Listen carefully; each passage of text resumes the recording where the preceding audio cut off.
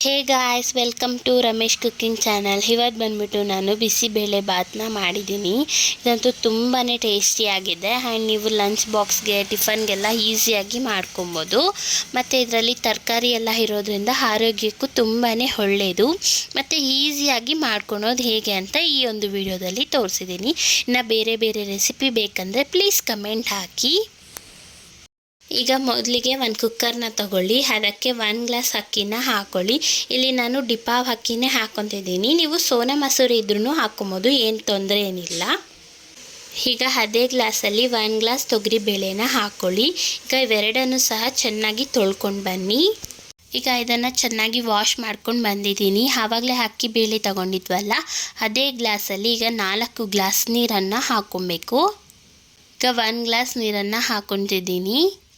ಹಾಗೆ ಯಾರೆಲ್ಲ ನಮ್ಮ ಚಾನಲ್ನ ಹೊಸದಾಗಿ ನೋಡ್ತಿದ್ದೀರೋ ಪ್ಲೀಸ್ ಸಬ್ಸ್ಕ್ರೈಬ್ ಮಾಡ್ಕೊಳ್ಳಿ. ಈಗ 2 ಗ್ಲಾಸ್ ಹಾಕ್ಕೊತಿದ್ದೀನಿ. ಈಗ 3 ಗ್ಲಾಸ್, ಈಗ 4ನೇ ಗ್ಲಾಸು ಸಹ ಹಾಕ್ಕೊಂಡೆ ನೀರು. ಇದಕ್ಕೆ ಈಗ ಅರ್ಧ ಟೇಬಲ್ ಸ್ಪೂನ್ ಅರಿಶಿನ ಹಾಕ್ಕೊಳ್ಳಿ. ಹಾಗೆ 1 ಟೇಬಲ್ ಸ್ಪೂನ್ ಎಣ್ಣೆನೂ ಸಹ ಹಾಕ್ಕೊಳ್ಳಿ. ಎಣ್ಣೆ ಹಾಕೋದ್ರಿಂದ ಉಕ್ಕಿ ಬರಲ್ಲ. ಈಗ ಕುಕ್ಕರನ್ನು ಕ್ಲೋಸ್ ಮಾಡಿಕೊಂಡು 3 ವಿಸಿಲ್ ಕೂಗಿಸ್ಕೊಳ್ಳಿ. ಆಗ ಪರ್ಫೆಕ್ಟಾಗಿ ಬೆಂದಿರುತ್ತೆ. ಈಗ ನೋಡಿ, ಚೆನ್ನಾಗಿ ಬೇಳೆ ಮತ್ತು ಅಕ್ಕಿ ಬೆಂದಿದೆ. ಈಗ ತುಂಬಾ ಗಟ್ಟಿ ಇರುತ್ತಲ್ವ, ಆಗಲೇ ನಾವು ಬೇಳೆ ಅಕ್ಕಿ ತೊಗೊಂಡಿದ್ವಲ್ಲ ಅದೇ ಗ್ಲಾಸಲ್ಲಿ ಈಗ 2 ಗ್ಲಾಸ್ ನೀರನ್ನು ಹಾಕ್ಕೊಬೇಕು. ಬಿಸಿಬೇಳೆ ಬಾತ್ ಅನ್ನೋದು ತುಂಬ ಗಟ್ಟಿ ಇದ್ದರೆ ತಿನ್ನೋಕ್ಕಾಗಲ್ಲ, ಒಂದು ಸ್ವಲ್ಪ ಹೆಗ್ಟು ಹೊಡೆಯುತ್ತೆ.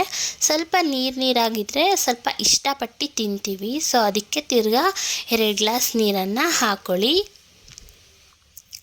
ಈಗ ಸೌಟಲ್ಲೇ ಮಿಕ್ಸ್ ಮಾಡ್ಕೊಳ್ಳಿ. ಒಂದು ಸ್ವಲ್ಪ ಮ್ಯಾಶ್ ಆಗೋ ಹಾಗೆ ನೀವು ಮಿಕ್ಸ್ ಮಾಡ್ಕೊಳ್ಳಿ. ಈಗ ನೋಡಿ, ಈ ಒಂದು ಥಿಕ್ನೆಸ್ಸಲ್ಲಿ ಮಿಕ್ಸ್ ಆದರೆ ಸಾಕು. ಇದು ಪರ್ಫೆಕ್ಟ್ ಆಗಿದೆ ಅಂತ.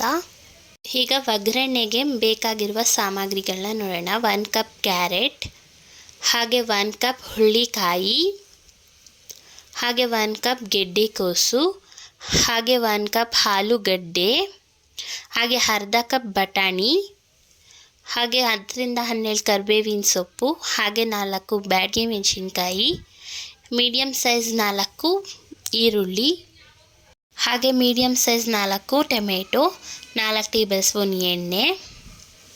ಈಗ ಮಾಡೋದು ಹೇಗೆ ಅಂತ ನೋಡೋಣ. ಮೊದಲು ಇಲ್ಲಿ ಒಂದು ಪ್ಯಾನ್ನ ಇಡಿ, ಅದಕ್ಕೆ 3 ಟೇಬಲ್ ಸ್ಪೂನ್ ಆಯಿಲನ್ನು ಹಾಕ್ಕೊಳ್ಳಿ. ಆಯಿಲ್ ಚೆನ್ನಾಗಿ ಕಾದಿದ ನಂತರ ಅರ್ಧ ಟೇಬಲ್ ಸ್ಪೂನ್ ಸಾಸಿವೆನ ಹಾಕ್ಕೊಳ್ಳಿ. ಸಾಸಿವೆ ಚೆನ್ನಾಗಿ ಚಟಪಟ ಅಂತ ಅನ್ನಲಿ.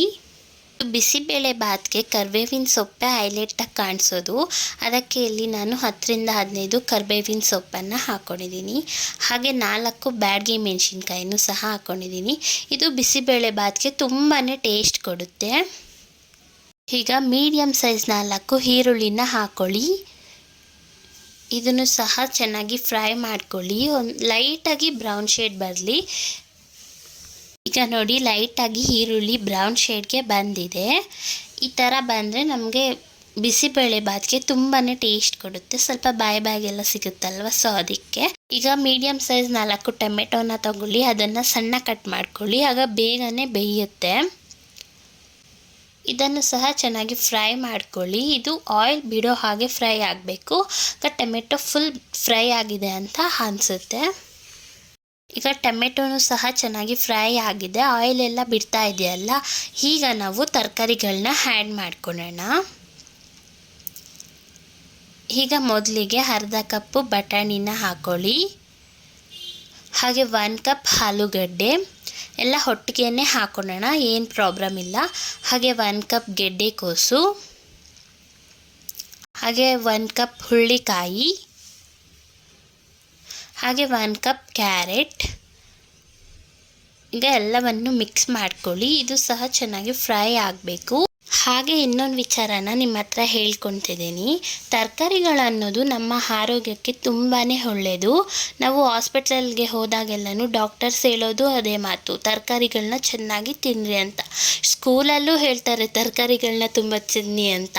ಆದರೆ ಮಕ್ಕಳುಗಳೆಲ್ಲ ಸೈಡಲ್ಲಿ ಇಟ್ಬಿಡ್ತಾರೆ. ಆ ಥರ ಎಲ್ಲ ಮಾಡೋಕ್ಕೆ ಹೋಗಬೇಡಿ ಅಂತ ನೀವು ಹೇಳ್ತಾ ಇರಿ. ಆಗಾಗ ತುಂಬಾ ಒಳ್ಳೇದು ಯಾವುದು ಇರುತ್ತೋ ಅದನ್ನೆಲ್ಲ ಚೆನ್ನಾಗಿ ತಿನ್ನಬೇಕು. ಈಗ ತರಕಾರಿಗಳನ್ನ ಹಾಗೆ ಬೇಯಿಸ್ತಾ ಇದ್ದರೆ ಬೇಯೋದಿಲ್ಲ. ಅದಕ್ಕೆ ಇದ್ರ ಮೇಲೆ ಏನಾದರೂ ಮುಚ್ಚಿ ಆಗಾಗ ಈ ಥರ ತೆಗೆದ್ಬಿಟ್ಟು ಒಂದ್ಕಿತ ಮಿಕ್ಸ್ ಮಾಡ್ಕೊತಾ ಇರಿ, ಇಲ್ಲಾಂದರೆ ಸೀದೋಗ್ಬಿಡುತ್ತೆ. ಈಗ ನೋಡಿ ತರಕಾರಿಗಳೆಲ್ಲನೂ ಚೆನ್ನಾಗಿ ಬೆಂದಿದೆ. ಈಗ ಮಸಾಲೆಗಳನ್ನ ಹಾಕ್ಕೊಳ್ಳೋಣ. ಇಲ್ಲಿ ನಾನು 1 ಟೇಬಲ್ ಸ್ಪೂನ್ ಕಾಶ್ಮೀರ್ ಚಿಲ್ಲಿ ಪೌಡರ್ನ ಹಾಕ್ಕೊಂಡಿದ್ದೀನಿ. ಹಾಗೆ 2 ಟೇಬಲ್ ಸ್ಪೂನ್ ಧನಿಯಾ ಪೌಡರ್ನ ಹಾಕ್ಕೊಂಡಿದ್ದೀನಿ. 1 ಟೇಬಲ್ ಸ್ಪೂನ್ ಸಾಂಬಾರ್ ಪೌಡರ್ನ ಹಾಕ್ಕೊಳ್ಳಿ. ರುಚಿಗೆ ತಕ್ಕಷ್ಟು ಉಪ್ಪು. ಈಗ ಒಂದ್ಕಿತ ಮಿಕ್ಸ್ ಮಾಡ್ಕೊಳ್ಳಿ.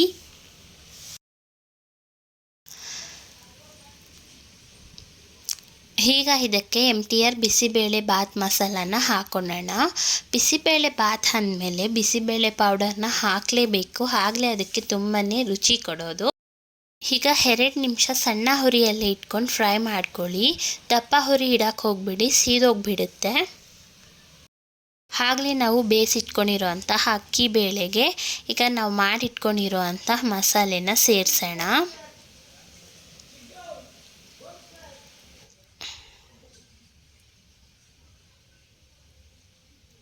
ಸೇರಿಸ್ಕೊಳ್ಳಿ. ಈಗ ಎಲ್ಲವನ್ನು ಚೆನ್ನಾಗಿ ಮಿಕ್ಸ್ ಮಾಡ್ಕೊಳ್ಳಿ. ಒಂದೊಂದಕ್ಕೂ ಚೆನ್ನಾಗಿ ಮಿಕ್ಸ್ ಆಗಲಿ. ಫುಲ್ ಕ್ಲೀನಾಗಿ ಮಿಕ್ಸ್ ಮಾಡ್ಕೊಂಡ್ರೆ ಅದು ತುಂಬಾ ಟೇಸ್ಟ್ ಇರುತ್ತೆ. ಅಲ್ಲಲ್ಲಿ ಮಿಕ್ಸ್ ಆಗಿಲ್ಲ ಅಂದರೆ ಒಂಥರ ಚೆನ್ನಾಗಿರಲ್ಲ ಟೇಸ್ಟು. ಈಗ ಮಿಕ್ಸ್ ಮಾಡ್ಕೊಂಡಿದ್ದ ನಂತರ ಉಪ್ಪು ಖಾರನ ನೋಡಿ, ನನ್ನದಲ್ಲಿ ಉಪ್ಪು ಕಮ್ಮಿ ಇತ್ತು, ಸೊ ಅದಕ್ಕೆ ನಾನು ಉಪ್ಪನ್ನು ಹಾಕ್ಕೊಂಡಿದ್ದೀನಿ. ನೀವು ಸಹ ನೋಡಿ. ಈಗ ನೋಡಿ ಗಾಯ್ಸ್, ಬಿಸಿಬೇಳೆ ಬಾತ್ ರೆಸಿಪಿ ಅಷ್ಟೇ, ತುಂಬ ಸಿಂಪಲ್ಲಾಗಿ ಮಾಡ್ಬೋದು. ಲಂಚ್ ಬಾಕ್ಸ್ಗೆಲ್ಲ ತುಂಬಾ ಚೆನ್ನಾಗಿರುತ್ತೆ. ಹಾಗೆಯೇ ಈ ಒಂದು ವಿಡಿಯೋಗೆ ಲೈಕ್ ಮಾಡಿ ಆ್ಯಂಡ್ ಸಬ್ಸ್ಕ್ರೈಬ್ ಮಾಡ್ಕೊಳ್ಳಿ.